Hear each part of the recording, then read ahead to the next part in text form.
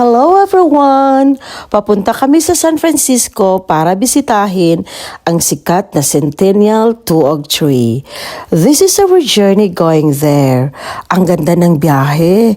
Malawak ang highway papunta sa San Francisco at sa magkabilang gilid makikita mo ang napakaraming puno and refreshing talaga ng view.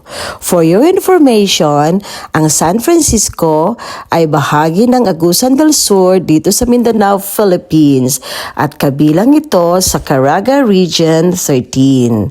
Habang papalapit kami, mas lalo kaming na-excite. Makita ang isang ipinagmamalaking yaman ng lugar. And finally, here it is, ladies and gentlemen, the Centennial Tuog Tree. Makikita natin na ang puno ay maayos na pinoprotektahan ng government.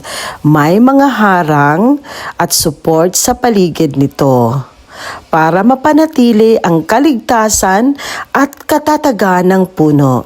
Isa itong napakalaking bahagi ng kalikasan at kasaysayan ng lugar.